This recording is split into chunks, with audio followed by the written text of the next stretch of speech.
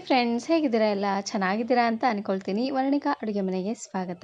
ಇವತ್ತಿನ ವಿಡಿಯೋದಲ್ಲಿ ಉಳಿದಿರುವಂತಹ ಚಪಾತಿ ಹಾಗೆಯೇ ಒಂದೇ ಒಂದು ಮೊಟ್ಟೆನ ಬಳಸಿ ಸಖತ್ ಟೇಸ್ಟಿಯಾಗಿರುವಂತಹ ಒಂದು ರೆಸಿಪಿನ ಯಾವ ರೀತಿಯಾಗಿ ಮಾಡೋದು ಅಂತ ನೋಡೋಣ.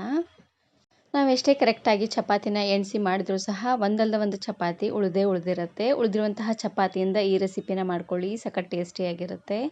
ಇದನ್ನು ಮಾಡಲಿಕ್ಕೆ ಮೊದಲು ನಾನಿಲ್ಲಿ ಉಳಿದಿರುವಂತಹ 2 ಚಪಾತಿನ ತಗೊಂಡಿದ್ದೀನಿ. ಚಪಾತಿ ಆದಷ್ಟು ಮೃದುವಾಗಿರಬೇಕು.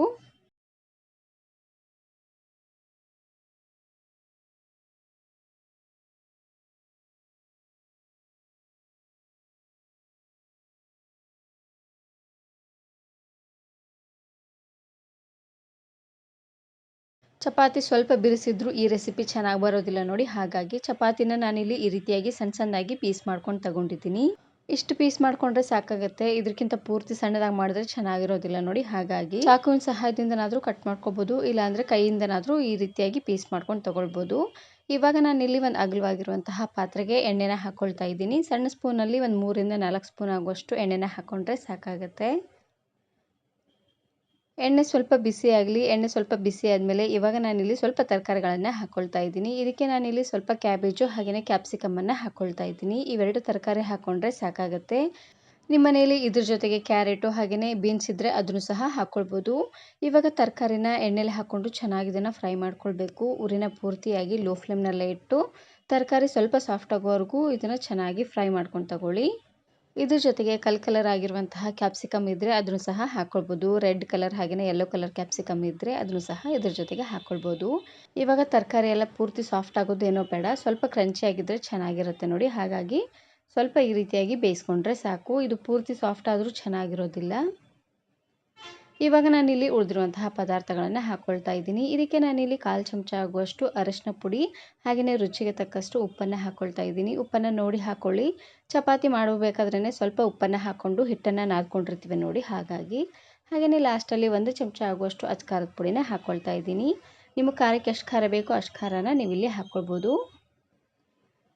ಖಾರ ಸ್ವಲ್ಪ ಹೆಚ್ಚು ಕಡಿಮೆ ಮಾಡಿಕೊಂಡ್ರೂ ನಡೆಯುತ್ತೆ. ಇವಾಗ ನಾನಿಲ್ಲಿ ಚೆನ್ನಾಗಿ ಇದನ್ನು ಈ ರೀತಿಯಾಗಿ ಮಿಕ್ಸ್ ಮಾಡಿಕೊಂಡು ಇವಾಗ ನಾನಿಲ್ಲಿ ಕಟ್ ಮಾಡಿರುವಂತಹ ಚಪಾತಿನ ಹಾಕ್ಕೊಳ್ತಾ ಇದ್ದೀನಿ. ಚಪಾತಿನ ಲಾಸ್ಟಲ್ಲೇ ಹಾಕ್ಕೊಳ್ಳಿ.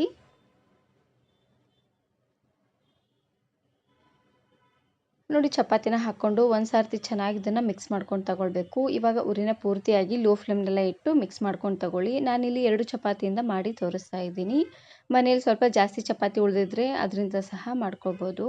ಮೊದಲು ಮಾಡೋ ಹಾಗಿದ್ರೆ 1 ಅಥವಾ 2 ಚಪಾತಿಯಿಂದ ಮಾಡಿಕೊಂಡು ಟೇಸ್ಟ್ ಏನಾದರೂ ಜಾಸ್ತಿ ಇಷ್ಟ ಆಯಿತು ಅನ್ನೋ ಹಾಗಿದ್ರೆ 4 ಅಥವಾ 5 ಚಪಾತಿಯಿಂದ ಈ ರೆಸಿಪಿನ ಮಾಡ್ಕೊಳ್ಳಿ. ನಮ್ಮ ಮನೇಲಿ ಈ ರೆಸಿಪಿನ ಮಾಡಿದ ತಕ್ಷಣವೇ ಒಂದೇ ಹೊತ್ತಿಗೆ ಎಲ್ಲ ಖಾಲಿ ಆಗೋಗ್ಬಿಡ್ತು ನೋಡಿ. ಚಪಾತಿನ ಹಾಕ್ಕೊಂಡು ಚೆನ್ನಾಗಿ ಇದನ್ನು ಈ ರೀತಿಯಾಗಿ ಮಿಕ್ಸ್ ಮಾಡಿಕೊಂಡು ಲಾಸ್ಟಲ್ಲಿ ಇದಕ್ಕೆ ನಾನಿಲ್ಲಿ ಮೊಟ್ಟೆನ ಹಾಕ್ಕೊಳ್ತಾ ಇದ್ದೀನಿ. ಮೊಟ್ಟೆನ ಲಾಸ್ಟಲ್ಲೇ ಹಾಕ್ಕೊಳ್ಬೇಕು. ಮೊದಲೇ ನಾವು ಮೊಟ್ಟೆನ ಹಾಕ್ಕೊಂಡು ಚೆನ್ನಾಗಿ ಬೇಯಿಸ್ಕೊಂಡ್ರೆ ಎಲ್ಲ ತರಕಾರಿ ಹಾಗೆಯೇ ಚಪಾತಿಗೆ ಹತ್ಕೊಳ್ಳೋದಿಲ್ಲ. ಹಾಗಾಗಿ ಲಾಸ್ಟಲ್ಲಿ ಮೊಟ್ಟೆನ ಹಾಕ್ಕೊಳ್ಳಿ. ಈ ರೀತಿಯಾಗಿ ಮಾಡೋದ್ರಿಂದ ಎಲ್ಲ ತರಕಾರಿ ಹಾಗೆಯೇ ಚಪಾತಿಗೆಲ್ಲ ಚೆನ್ನಾಗಿ ಮೊಟ್ಟೆ ಎಲ್ಲ ಹತ್ಕೊಳ್ಳುತ್ತೆ ನೋಡಿ. ಹಾಗಾಗಿ ಲಾಸ್ಟಲ್ಲೇ ಹಾಕ್ಕೊಳ್ಬೇಕು. 1 ಅಥವಾ 2 ಮೊಟ್ಟೆನ ಹಾಕ್ಕೊಳ್ಳಿ. ನಾನಿಲ್ಲಿ 2 ಚಪಾತಿಗೆ ಒಂದೇ ಒಂದು ಮೊಟ್ಟೆನ ಹಾಕ್ಕೊಳ್ತಾ ಇದ್ದೀನಿ. ಮೊಟ್ಟೆನ ಹಾಕ್ಕೊಂಡು ಈ ರೀತಿಯಾಗಿ ಚೆನ್ನಾಗಿ ಇದನ್ನು ಮಿಕ್ಸ್ ಮಾಡಿಕೊಂಡು ಇವಾಗ ಉರಿನ ಪೂರ್ತಿಯಾಗಿ ಲೋ ಫ್ಲೇಮ್ನಲ್ಲೇ ಇಟ್ಟು ಮೇಲ್ಗಡೆ ಮುಚ್ಚಳನ ಮುಚ್ಚಿ ಚೆನ್ನಾಗಿ ಇದನ್ನು ಬೇಯಿಸ್ಕೊಳ್ಬೇಕು. ಉರಿನ ಪೂರ್ತಿಯಾಗಿ ಲೋ ಫ್ಲೇಮ್ನಲ್ಲೇ ಇಟ್ಟು ಬೇಯಿಸ್ಕೊಳ್ಳಿ, ಇಲ್ಲಾಂದರೆ ಮೊಟ್ಟೆ ಬೇಗನೆ ಒತ್ತೋಗ್ಬಿಡುತ್ತೆ ನೋಡಿ. ಹಾಗಾಗಿ ನಾನು ಮೊಟ್ಟೆನ ಬಳಸಿ ಬಹಳಷ್ಟು ವೆರೈಟಿ ಆಗಿರುವಂತಹ ರೆಸಿಪೀಸ್ನ ಅಪ್ಲೋಡ್ ಮಾಡಿದ್ದೀನಿ. ವಿಡಿಯೋ ನೋಡಿಲ್ಲ ಅಂದರೆ ಈ ವಿಡಿಯೋ ಕೊನೆಯಲ್ಲಿ ಹಾಕಿರ್ತೀನಿ ನೋಡಿ, ಚೆಕ್ ಮಾಡಿ. ಇವಾಗ ನಾನಿಲ್ಲಿ ಮೇಲ್ಗಡೆ ಮುಚ್ಚಳನ ಮುಚ್ಚಿ ಬೇಯಿಸ್ಕೊಳ್ತಾ ಇದ್ದೀನಿ.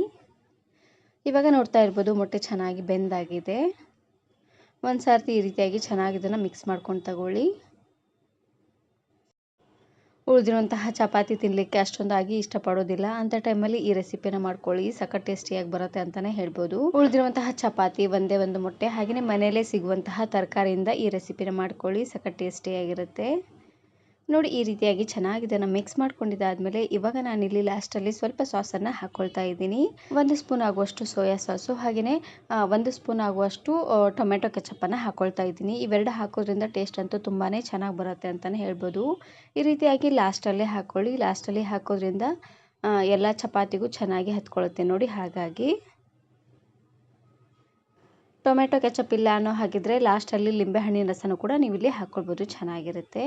ಲಿಂಬೆಹಣ್ಣಿನ ರಸನ ಹಾಕ್ಕೊಳ್ಳೋ ಹಾಗಿದ್ರೆ ಸರ್ವ್ ಮಾಡಬೇಕಾದ್ರೆ ಹಾಕ್ಕೊಳ್ಳಿ. ಈ ಟೈಮಲ್ಲಿ ಹಾಕಿದ್ರೆ ಸ್ವಲ್ಪ ಕಹಿ ಬಂದ್ಬಿಡುತ್ತೆ ನೋಡಿ. ಹಾಗಾಗಿ ನೋಡಿ ಈ ರೀತಿಯಾಗಿ ಚೆನ್ನಾಗಿ ಇದನ್ನು ಮಿಕ್ಸ್ ಮಾಡಿಕೊಂಡು ಗ್ಯಾಸನ್ನು ಆಫ್ ಮಾಡಿಕೊಂಡು ಸರ್ವ್ ಮಾಡ್ಕೊಳ್ಳಿ. ಸಖತ್ ಟೇಸ್ಟಿಯಾಗಿರುವಂತಹ ಚಪಾತಿ ಮೊಟ್ಟೆ ರೆಸಿಪಿ ರೆಡಿಯಾಗಿ ಹೋಗ್ಬಿಡುತ್ತೆ.